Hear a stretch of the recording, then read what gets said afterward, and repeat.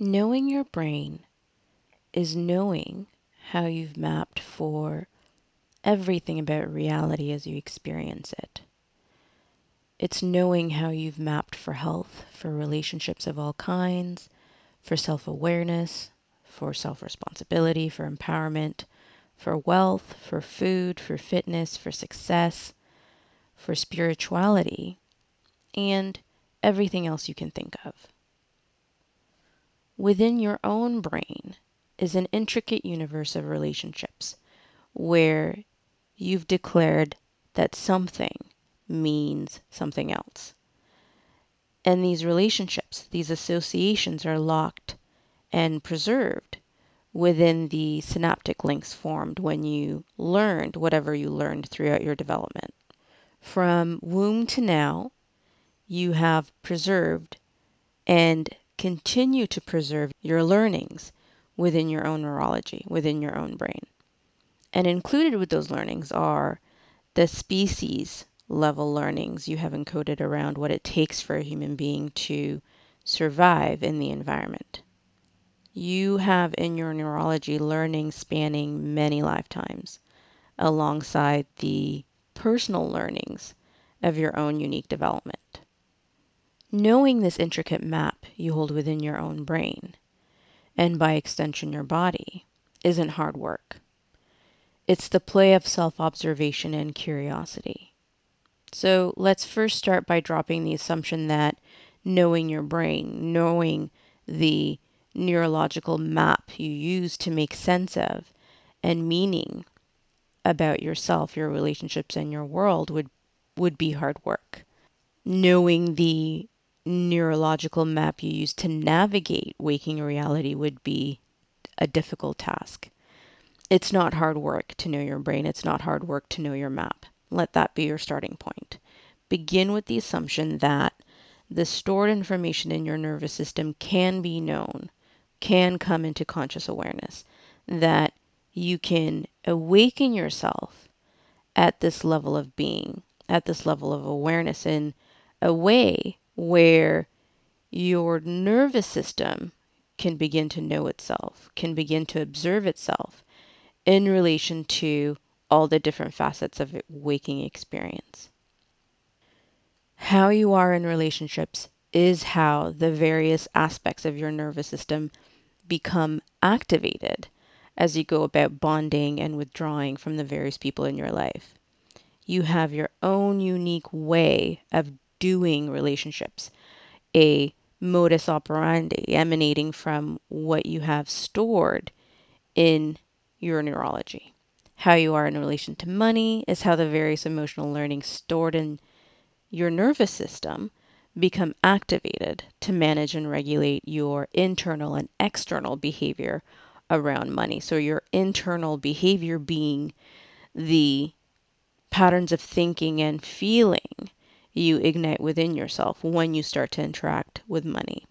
And it goes that way on every facet of your life. How you do anything in your reality, how you go about expressing and experiencing anything in your reality is a matter of how your nervous system becomes activated and deactivated as you go about interacting with that facet of your life. So knowing your brain, and by extension knowing your nervous system and your physiology, is key to your efforts at living with and from creative intent as a deliberate creator, as a reality surfer, or however you want to conceptualize it. When you ask, who am I? At one level, you're asking to know and expose these emotional learnings and this implicit knowledge you hold inside yourself, about the world, about the people around you, about others, that are the basis of everything that you do and experience.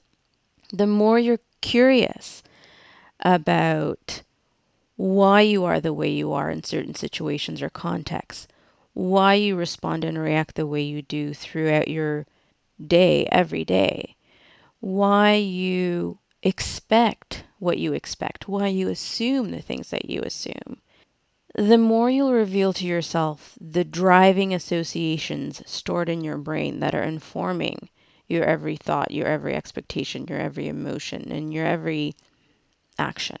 What you're doing when you ask yourself a question like, what do I have to believe is true to react in this way? Or what do I have to believe is true to have these expectations?